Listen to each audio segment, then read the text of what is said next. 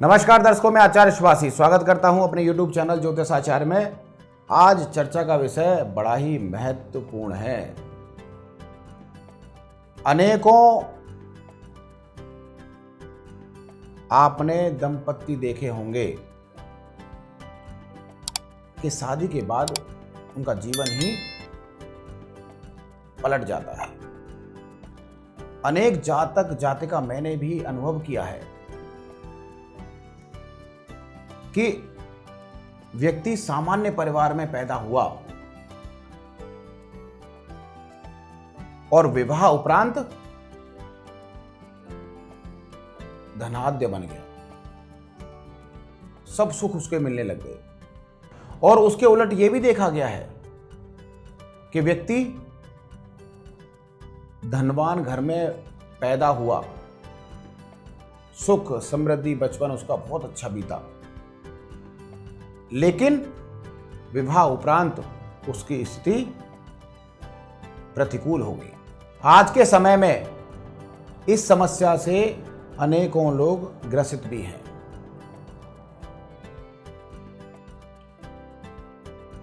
चाहे आप love marriage कर लीजिए, चाहे आप अरेंज मैरिज कर लीजिए। मैं यहां पर बात कर रहा हूं केवल आज लव मैरिज के बारे में। अगर आप लव मैरिज करने जा रहे हैं तो कुछ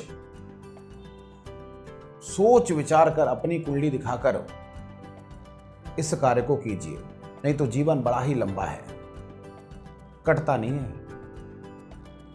बिना धन के व्यक्ति की तृप्ति नहीं है। लक्ष्मी घर में नहीं है तो अनेकों झगड़े लक्ष्मी के कारण भी होते हमने देखे हैं। आज हम चर्चा ये करेंगे कि अगर आप लव मैरिज करने की सोच रहे हैं तो विवाह उपरांत आपका समय कैसा रहेगा। ये कुंडली में बिल्कुल स्पष्ट है कि विवाह उपरांत आपका समय कैसा होने वाला है। धन के हिसाब से, सुख के हिसाब से, संतान के हिसाब से, पति का सुख मिलेगा नहीं मिलेगा, ये सब कुछ कुंडली में निहित है पहले से ही। लेकिन आज हम चर्चा करेंगे कि लव मैरिज करने के बाद कैसे आप धनवान बनते हैं। जो व्यक्ति सामान्य परिवार में पैदा हुआ हो और उसने लव मैरिज की हो और धनवान बन गया हो, ऐसे ही कुंडली में योग दिखाई देते हैं। अगर आपने लव मैरिज की हो तो आप अपनी कुंडली अवश्य खोलें, जिससे आप जान पाएं कि हमारा विज्ञान, हमारा ज्योतिष विज्ञान कितना सटीक है। चलिए चर्चा कर लेते हैं। तो मैंने यहां पर सिंह लगन की एक पत्रिका बनाई है। पत्रिका किसी भी लगन की हो सकती है, यहां पर कोई भी ग्रह बैठ सकता है। मैंने यहां पर आपको समझाने के लिए एक पत्रिका तैयार की है। सिंह लगन की पत्रिका है। अगर सबसे पहला फार्मूला, अगर आपका लग्नेश यानी आपका सूर्य यहां पर लग्नेश हुआ, आपका सूर्य, अगर आपका लग्नेश और सप्तमेश यानी सूर्य और शनि, यहां पर सूर्य और शनि लग्नेश और सप्तमेश बने हुए हैं। अगर लग्नेश और सप्तमेश में किसी भी प्रकार का संबंध है तो व्यक्ति लव मैरिज करता है। यदि व्यक्ति लव मैरिज करता है और उसको आगे सुख की प्राप्ति होती है तो ऐसा अवश्य देखा गया है कि सबसे पहले लग्नेश और सप्तमेश ये आपस में कहीं ना कहीं एक दूसरे से संबंध बनाते हो। जैसे यहां पर सूर्य लग्नेश होकर आपके दसम भाव के अंदर विराजमान कर दिए मैंने, ऐसे ही सप्तमेश शनि मैंने चतुर्थ भाव में विराजमान करके शनि और सूर्य की आपस में दृष्टि संबंध बना दिया। तो ऐसे में व्यक्ति लव मैरिज करता है और धनवान बन जाता है। लव मैरिज करने के बाद क्या होता है, ये चर्चा है आज यहां कि लव मैरिज होने के बाद आपकी धन की स्थिति कैसी होती है, सुख मिलता है नहीं मिलता, धन प्राप्त होता है कि नहीं होता। लव मैरिज आपने कर ली लेकिन सुख मिला या नहीं मिला। एक और महत्वपूर्ण बात यहां देखने को मिलेगी कि मंगल और शुक्र का भी संबंध सप्तम से होना चाहिए, तभी सुख की कामना कर सकते हैं।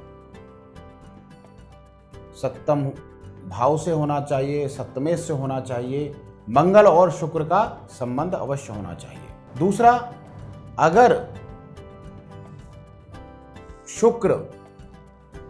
शुक्र और बृहस्पति नवम पंचम का योग बना रहे हों, कि शुक्र से नवम में बृहस्पति विराजमान हो या बृहस्पति से शुक्र पंचम में विराजमान हो, तो भी व्यक्ति लव मैरिज करके धनाढ्य बन सकता है, धनवान बन जाता है। तीसरा कि मैंने यहां पर लगन कुंडली बनाई है, अगर हम इसको चंद्र कुंडली में देखें तो तीसरा चंद्र कुंडली में एक फॉर्मूला आता है कि अगर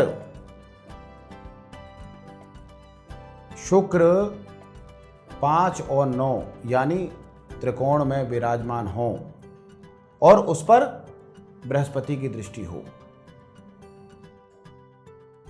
तो भी व्यक्ति लव मैरिज करके धनाढ्य बन जाता है,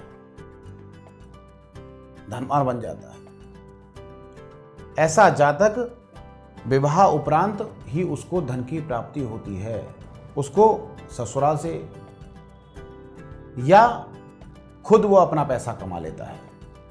ऐसा ये अवश्य नहीं है कि उसको दहेज में धन मिले, ऐसा नहीं है। घर में लक्ष्मी आने के बाद भी धन की प्राप्ति होती है। जब आपकी धर्मपत्नी आपके घर में आ गई तो धन की प्राप्ति इस व्यक्ति को अवश्य होती है, उसका भाग्य चेंज हो जाता है। उसके आते ही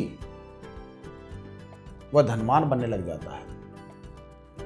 यही योग हैं जो व्यक्ति को विवाह उपरांत धनवान बना सकते हैं और ये कुंडली में अवश्य देखनी चाहिए आपको। फिर किसी नए विषय के साथ उपस्थित रहूंगा। आज के लिए इतना ही। जय श्री राम, जय श्री बालाजी।